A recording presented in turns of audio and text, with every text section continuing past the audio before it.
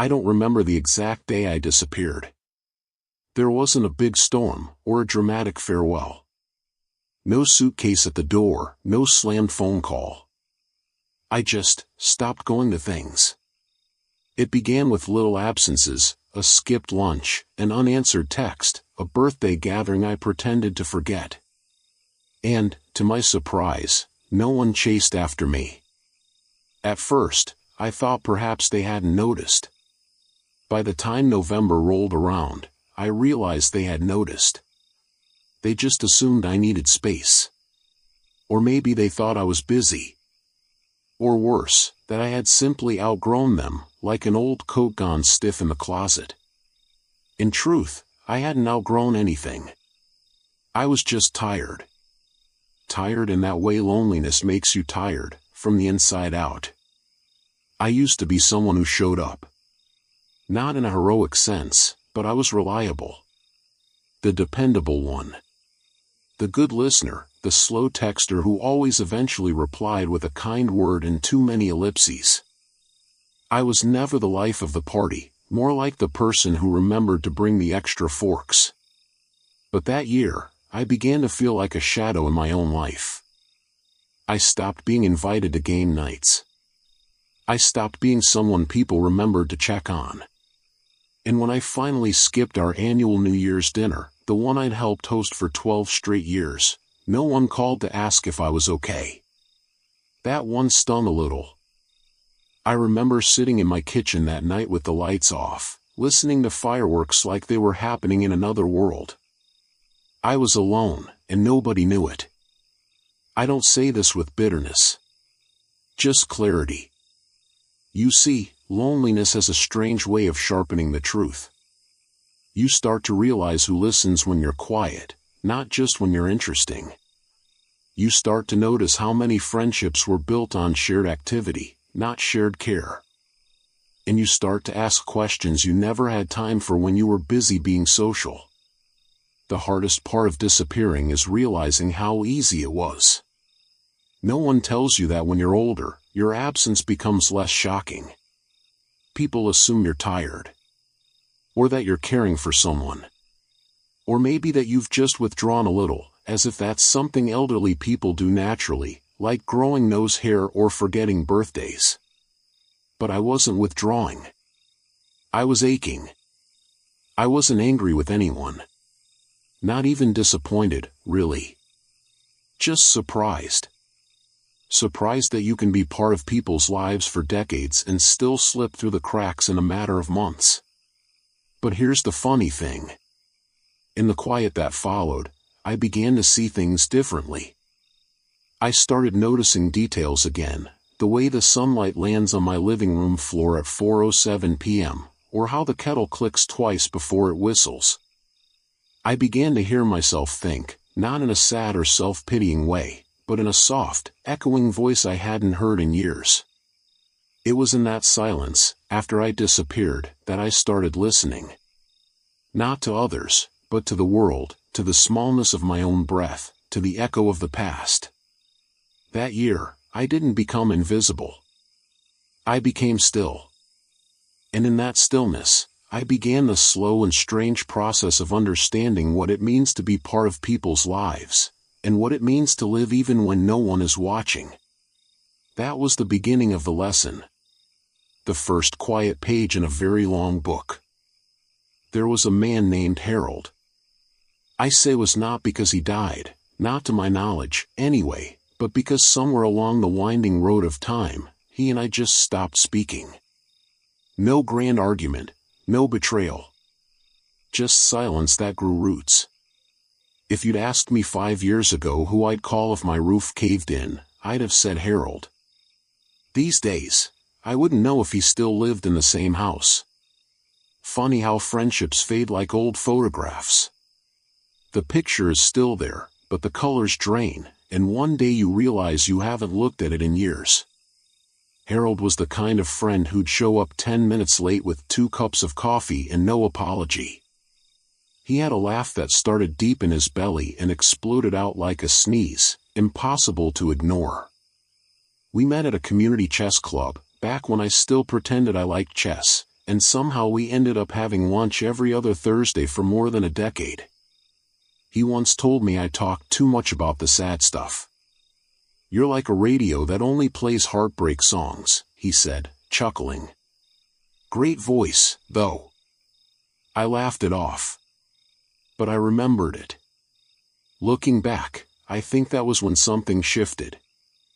I had been going through a hard patch at the time, the loss of my sister, a minor surgery that didn't feel so minor, and Harold, for all his warmth, wasn't very good at grief. He was a fixer, and grief isn't something you can fix. It just sits with you like an old, tired dog. Most people don't like that kind of company. Over time, our lunches grew quieter. Not hostile, just thinner. We started running out of things to say, or maybe we just forgot how to say them. One day I canceled, then he canceled, then months went by, and we both learned how not to miss each other. I don't blame him. I really don't. Life doesn't teach us how to stay, it teaches us how to move forward. People drift. They get married, get divorced, get busy, get tired. The world demands so much of our attention, it's a wonder any of us remember birthdays at all. But there's a quiet ache that comes from realizing someone who once knew your favorite sandwich no longer knows whether you're still around. There was a moment last winter when I passed the cafe we used to sit in. I stopped in front of the window, peered inside like a stranger. Same tables, same dusty window pane. For half a second, I imagined Harold sitting there, sipping his over-sweetened coffee, motioning for me to join him. But he wasn't. Of course he wasn't. Just two college kids in winter coats, laughing at something I'd never understand. I didn't cry. But I felt something settle in my chest, like a coat buttoning itself from the inside. That year, I realized not all losses come with funerals. Some just come quietly, like forgetting a password or losing the scent of someone's cologne. You don't notice right away. But when you do, it stings all the same. Still, I've come to believe that forgotten friendships aren't failures. They're just chapters that ended mid-sentence. Harold was there for the part of my life when I needed a Thursday lunch and a man who laughed like thunder. And maybe, just maybe, I was what he needed too. I don't know where he is now. Maybe he's made new friends. Maybe he's sitting across from someone who reminds him of me, someone who talks too much about the sad stuff. And maybe, every now and then, he smiles at a memory he can't quite place, of someone who once made him laugh between bites of egg salad. There's a strange kind of quiet in grocery stores when you go alone. No one to ask if you've already got milk. No one to grumble about the price of eggs or to sneak chocolate into the cart.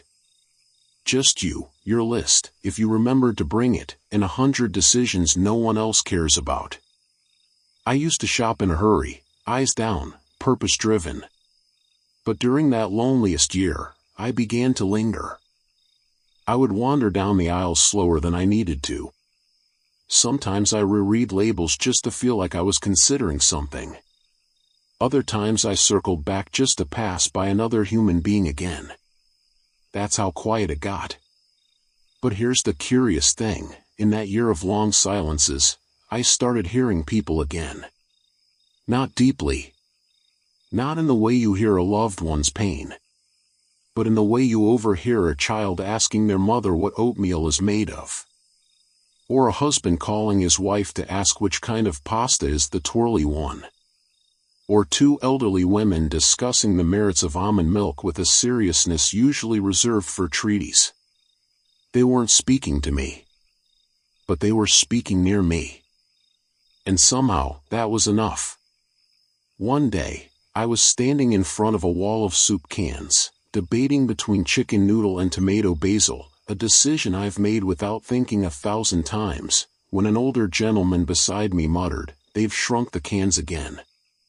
Soon we'll be paying for the label and no soup." I chuckled. He turned, looked at me with surprised delight, and said, "Ah, someone else who notices. We talked for maybe 2 minutes. About soup, inflation, and something about how his late wife used to water down the chunky ones to make them go farther. I don't remember his name, if he told me.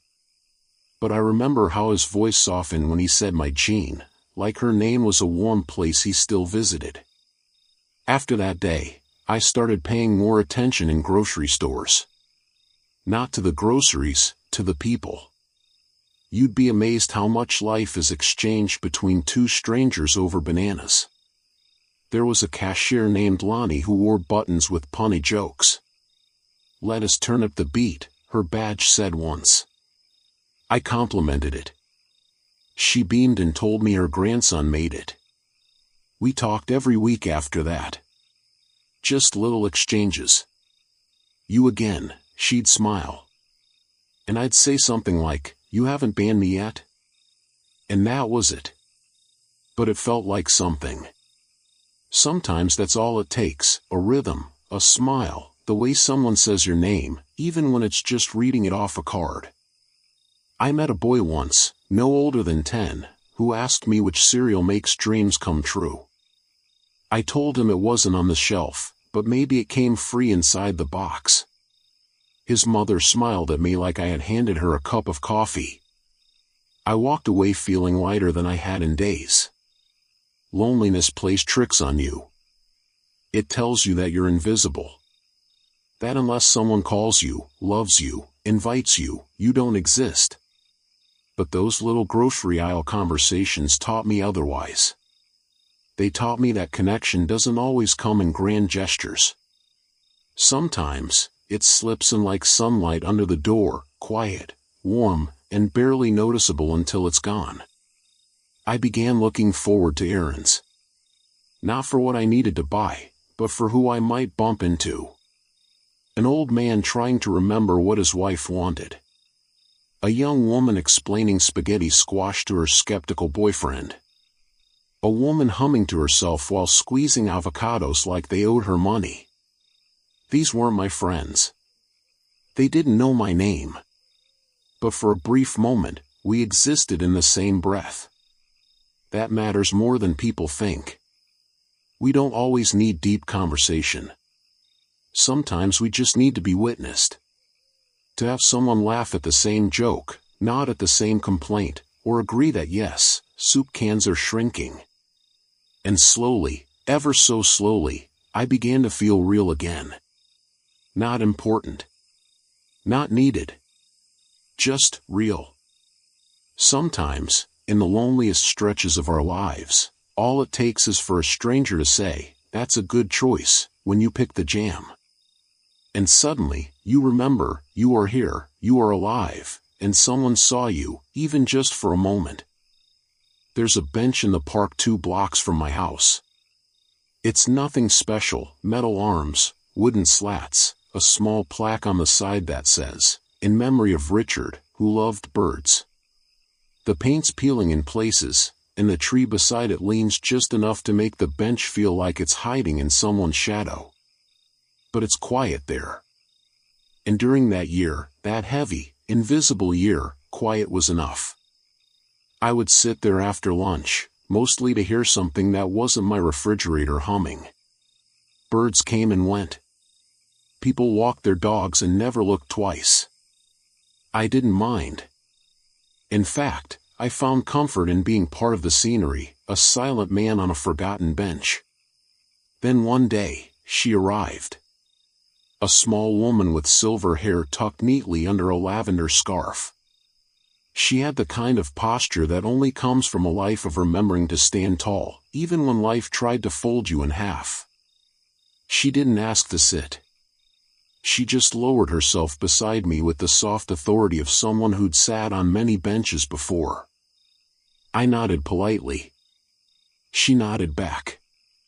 And then, silence. Minutes passed, 5, maybe 10, before she spoke.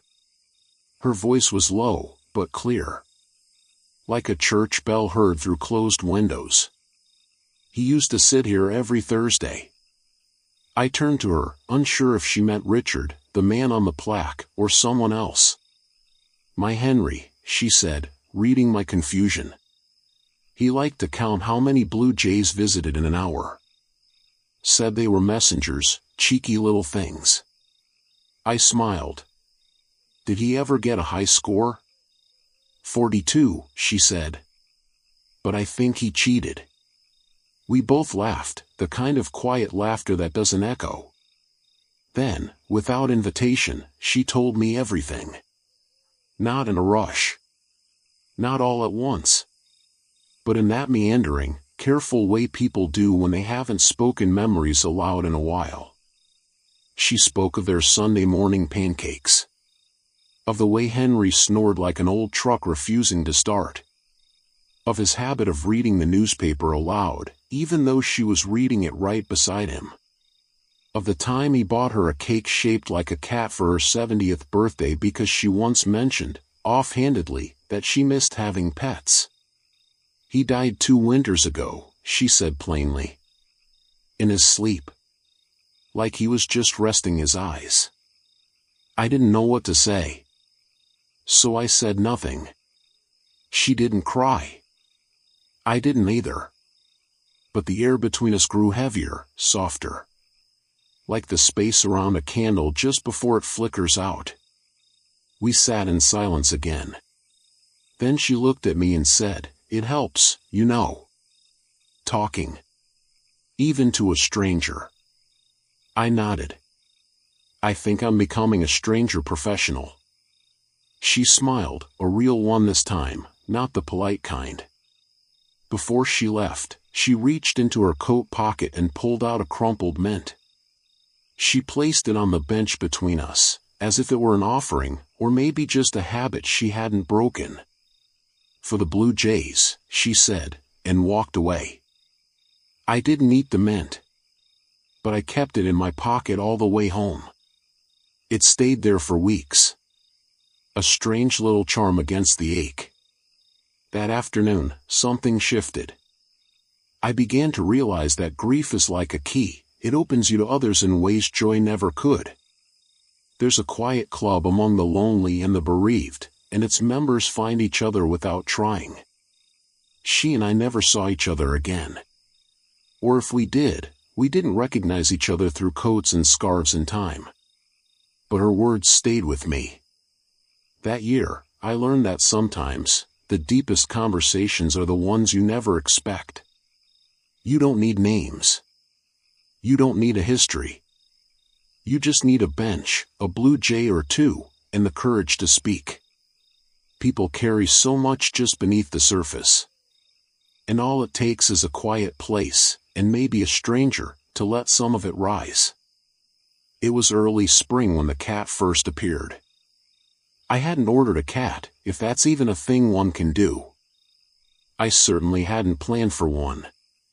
But there she was, perched like royalty on the low stone wall outside my kitchen window, staring at me like I was the intruder. She was the patchy kind. A bit too thin, one ear nicked, tail with a funny curve near the end, like someone had once bent it the wrong way and it never quite forgave them. She wasn't pretty in the traditional sense. But she had the kind of presence that made you straighten your back when she looked at you. The first day, she watched me wash dishes. The second day, she yawned. By the third, she was asleep on my welcome mat, as if daring me to call her anything but family. I never fed her, at least, not at first. That would have made it official. I told myself she was just passing through. A traveler. A polite, silent guest. But there's something about eating breakfast alone that makes the sound of paws on gravel feel like a gift. So, one morning, I left out a little saucer of milk. By evening, it was gone. The next day, I added a slice of tuna from a tin I no longer had reason to open. And just like that, she stayed. I named her nothing. Not because I didn't care, but because when you live alone long enough, naming something everything feels like too much. So she became nothing, which of course, meant she became everything. She didn't meow. Not often. But she had a way of communicating in looks, those slow blinks that cats give when they trust you. She'd follow me from room to room, always at a slight distance, as if keeping tabs but pretending not to. She never jumped into my lap, not once. But every evening, like clockwork, she curled up at the foot of my armchair, just close enough to be there, just far enough to let me decide if I wanted her there. It was strange, how much that meant. When you live alone, touch becomes a memory. Conversation becomes imagination. And the sound of another breathing thing in your house, even one that occasionally knocks over a mug, feels like proof that you are not a ghost. I began talking to her. Not in baby talk, mind you. Full sentences. Observations. Complaints about the mail. Reflections on soup. She never responded, of course. But her silence wasn't the lonely kind. It was companionable. Like she knew I needed to say things aloud again, just to remember how it felt. Once, I cried. Not over anything dramatic. Just one of those quiet, exhausted cries that come when you've held something in too long. She didn't come closer. Didn't purr or climb up. She just sat beside the chair, tail flicking slowly, as if reminding me, I'm here. Say whatever you need to. I won't leave. People think companionship requires words. But that cat taught me otherwise. She taught me that presence, real presence, is its own kind of language. It's sitting in the same room and not needing to fill the air. It's trusting that your silence is safe. It's being seen, even if you aren't looked at.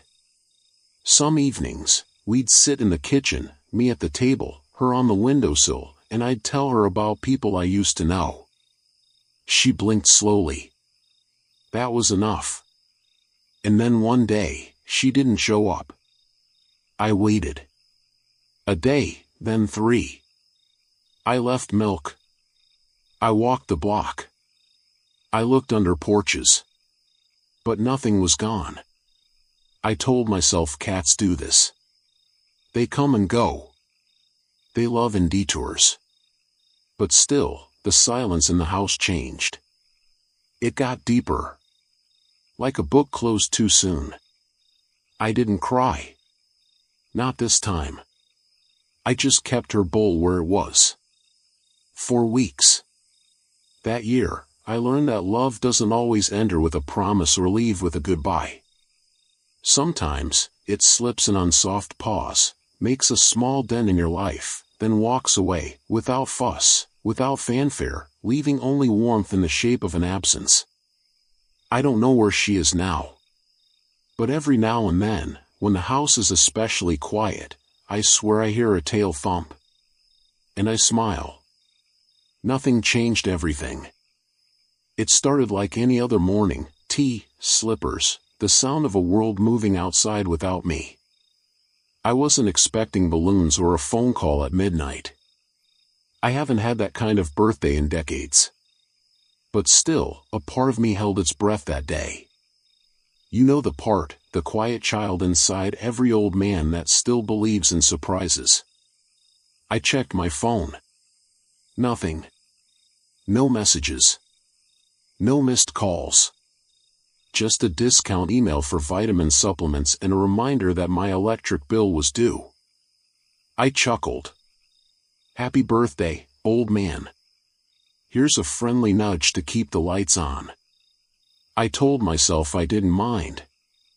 That birthdays were just numbers, and I had more important things to do, like laundry and ignoring the growing pile of unread books beside my armchair. But truth be told, something inside me slumped. It wasn't about the cake. Or candles. It wasn't even about the people. It was about memory, the kind that lives outside of you. The kind that proves someone, somewhere, paused in their day to say, you were born. That matters. Around noon, I walked to the corner store. bought myself a slice of carrot cake, the dry kind, with too much icing. I don't even like carrot cake that much. But it felt like the kind of thing someone might have chosen for me if they didn't know me very well.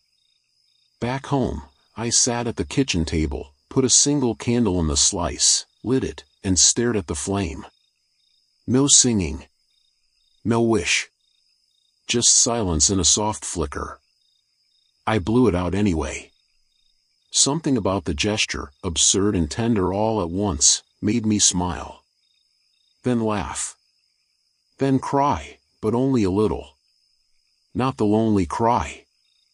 More like the kind that cleans out the dust. Later that evening, I made myself dinner. Nothing fancy.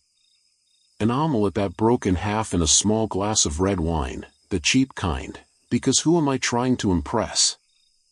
I even put on a record. One of those old jazz albums that crackles more than it sings. I sat by the window as the sun dipped low, wrapped myself in the kind of quiet that felt earned. And for the first time in a long while, I said my name out loud. Just my name. No message attached. No one to hear it. Just me, reminding the room, and maybe myself, that I still exist. And that was enough. The thing I learned that night, sitting there with my broken omelette and dollar store candle, was this. We spend so much of our lives waiting to be remembered, we forget the quiet power of remembering ourselves. To make something special out of an ordinary day. To celebrate, even when no one shows up. To love ourselves in the absence of applause. It's a strange thing, throwing yourself a birthday. But in a way, it was the most honest one I've had in years. No performance. No obligations. Just a man and the life he's still living, one bite at a time. That night, before going to bed, I washed the plate, blew out the candle again for good measure, and whispered, not to anyone in particular, thank you for today. And I meant it. I found the old stationery in a drawer I hadn't opened in years. Cream-colored paper, just a little yellowed around the edges. Still smooth, still holding the faint smell of cedar. It had been a gift, long ago, from someone who thought I might write more letters than I did. Funny thing is, I used to be a letter writer. Not a good one, never poetic, never flowery, but I liked the slowness of it. The way ink sank into paper like it meant something. How you had to pause before every sentence, knowing you couldn't just delete a thought once it was written. That year, somewhere in the middle of a particularly long afternoon, I pulled out one of those pages and began to write. I didn't plan to. It wasn't a resolution. Just a moment, one of those still, quiet moments when the past slips in without knocking. The letter was to my son. I hadn't seen him in over a year. Not because of a fight, not exactly. Just distance. Accumulated misunderstandings. Words unsaid. A pattern of postponements until reaching out felt harder than staying silent. So I wrote. I wrote about the time he broke my old record player and cried, thinking I'd be furious. I wrote about how proud I was when he left home, even though it broke my heart. I wrote about how I missed his voice, not the grown-up voice he used in emails, but the soft one he had when he used to ask if we could stay up a little longer. I told him I was sorry, for the things I said and the things I didn't. For not knowing how to be softer when it mattered. For not calling when I should have. For pretending I didn't mind the silence when I did. It wasn't a long letter. But it was honest. When I finished, I folded the page neatly, slid it into the envelope, and sealed it with one gentle press. I even wrote his name on the front, in my best cursive, shaky, but still mine. Then I placed it in the drawer. Right where I'd found the paper. And that was it. I didn't mail it. I could tell you I meant to. That I just forgot. But the truth is, I didn't intend to send it. I only needed to write it. There's a strange kind of healing that comes from saying things without needing to be heard. Like standing at the edge of the ocean and speaking into the wind. You know your words won't come back. But somehow, letting them go still matters. That day, I realized something. Not all conversations need replies. Some just need release. We carry so many words inside us, apologies, confessions, small kindnesses we never gave voice to. They pile up, like unopened letters in the attic of the mind. And sometimes, the most loving thing we can do is open them. Not for others. For ourselves. I still have that letter. Sometimes I take it out, unfold it, and read it again. Not because I'm waiting for the courage to send it. But because it reminds me of who I still am beneath all the silence, a father, a man who loved, a man who tried.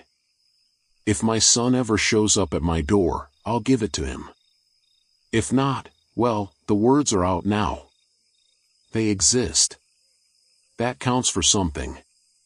That year, I learned that love doesn't always look like conversation. Sometimes, it's just sitting quietly in a room, writing a letter you'll never send, and knowing, finally, what you would have said if the moment had come. I didn't intend to make friends at the cafe. Especially not with him.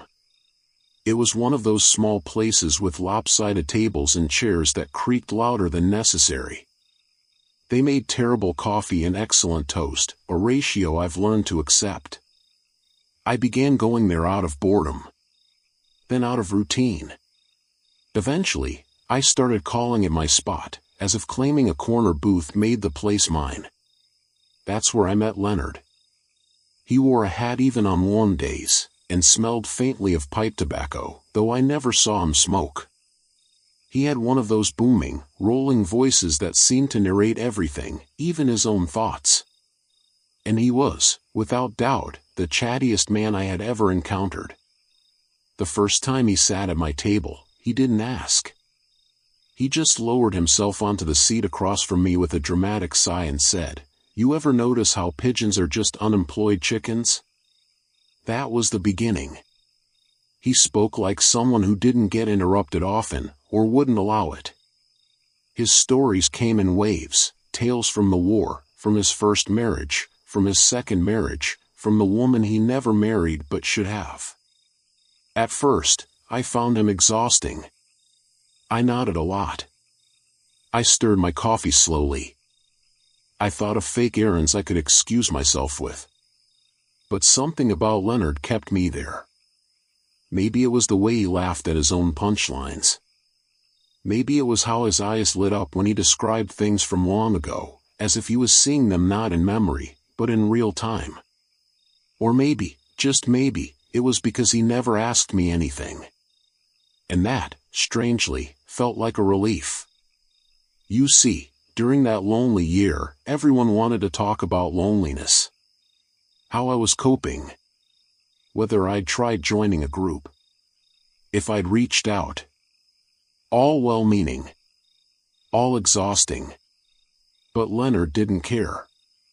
He didn't ask if I was okay. He didn't wonder why I was always alone. He simply told me his stories, in full, unapologetic color, and let me sit quietly on the edges of his world. At some point, our routine became unspoken. I'd arrive at the cafe. He'd already be there, or come shortly after. We never planned it. We just were. A steady rhythm. Like tide and shore. One day, after a particularly long monologue about a dog named General Pancakes who once chased his third wife through a grocery store, or maybe it was his second, he lost track. Leonard suddenly stopped. He looked at me for a long moment and said, "I talk too much, don't I?" I smiled. "You talk just enough, Leonard." He squinted. "That's a lie, but I appreciate it." Then, for the first time, he leaned back, folded his arms, and asked, "What's your story, then?" I didn't have an answer. Not right away. So I told him the truth. That I didn't know what my story was anymore. That it used to be clearer when I had people around to tell it to. That lately, it felt like pages were missing. He nodded, not with pity, but with understanding. Ah, he said. That's why you listen so well. Empty shelves make room for books. I didn't quite understand what he meant. Still don't. But somehow, it felt right. That year, I learned something unexpected from Leonard. Sometimes, the people who talk the most are the loneliest. And sometimes, the people who listen quietly are healing more than they let on. We didn't save each other. This isn't that kind of story. But we shared a space. A table. A silence beneath the noise. And that, in its own way, was something. I still go to that cafe now and then. Leonard doesn't come anymore. Maybe he moved. Maybe his story just found a new audience. Or maybe, well, I try not to dwell. But I still sit at our old table. I still order the burnt coffee and the perfect toast. And I listen, not to anyone in particular, just to the air, the chairs, the background hum of life. And sometimes, if I listen closely enough, I hear a voice say, "Pigeons. Unemployed chickens." And I smile. It was a Tuesday. I remember that because Tuesday is when I water the fern in the front window. It's the only plant I haven't managed to kill, and I suspect that has more to do with its stubborn will to live than my skill. The house was quiet. Not the peaceful kind of quiet, but the hollow kind, like a hallway with no footsteps. I was pouring water into the pot, humming something tuneless, when I heard it. Knock knock. I froze. It had been months, maybe longer, since anyone had knocked on my door. People don't knock much these days. They text, they call, they leave packages and vanish. Knocking feels old-fashioned now. Like handwritten letters or using cash. I stood there, teapot in hand, as if the sound might repeat itself. It did. Knock knock. So I opened the door. And there she was, a young woman, maybe 30, with messy hair and a canvas tote that looked far too heavy for one shoulder. She looked at me with wide, unsure eyes. "Hi," she said. "Sorry. I think I have the wrong address." I smiled, a little disappointed, I'll admit. "That's all right. Happens to the best of us." She hesitated. Then squinted past me into the house. Did you used to own a black cat?" I blinked. "I mean, maybe not own. But, a scrappy-looking thing? Missing part of her ear?" I felt something in my chest shift. "You knew her?" She nodded. "She started showing up at my place around the corner about 2 months ago. Came every morning. Wouldn't eat much. Just sat. She stopped coming last week. I guess I was just hoping someone might know her." I stepped outside, pulled the door gently behind me. "She used to sit on my mat," I said. Didn't say much. But she listened like a priest. The woman smiled. We stood there for a while, not talking, just remembering something neither of us really had a claim to. Then she said, "Sorry for bothering you. I just didn't want her to disappear without someone noticing." I nodded. "She won't." She turned to leave. Before she reached the gate, I called out, "Would you like a cup of tea?" She paused. "Now? If you've got time." She looked back at me, eyebrows lifted. "Sure. Yeah. I do." And just like that, someone stepped over the threshold again. It wasn't dramatic. No deep revelations. We sat in the kitchen with mismatched mugs and 2 sweet biscuits. She told me her name, Maya. Told me about her job, her tiny apartment, the plant she keeps killing by accident. I told her about the cat. About how she showed up during the quietest part of the quiet year, and left before I was ready to stop needing her. Maya listened. Really listened. And when she left, she said, "Thank you. For the tea. And the story." After she walked away, I stood at the door for a long time. Not because I expected someone else to knock, just because I could feel the echo of her being there. That night, I left the porch light on. And I sat by the window a while longer than usual. That year, I learned that people don't always return the way you hope. Sometimes they come back through other people. Through shared memories. Through kind strangers with too heavy bags and missing cats. Sometimes, the knock you've been waiting for isn't the one you expected, but it still lets light in. And that's enough. It's a quiet morning. Not lonely, just quiet. The kind where the kettle hums before the whistle, the light pours in gently through the curtains, and even the dust seems to settle in peace. I sit at the table, the one that's seen burnt toast and birthday candles and letters never sent. I hold a warm mug in my hands and think, so, this is it. Not the end, exactly. But the other side of something. The truth is, nothing particularly dramatic happened after that lonely year. No great reunion. No miraculous reconnection with long-lost friends. The world didn't suddenly notice me again.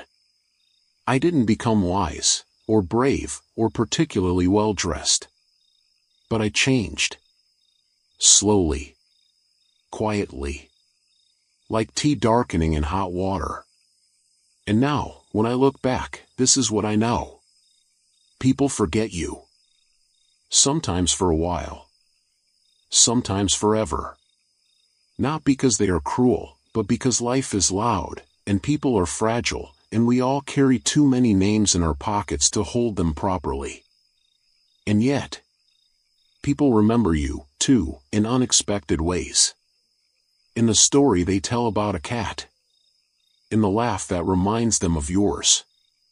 In the song that plays too early on a Tuesday morning and makes them pause, just for a moment, because it feels like someone they once knew.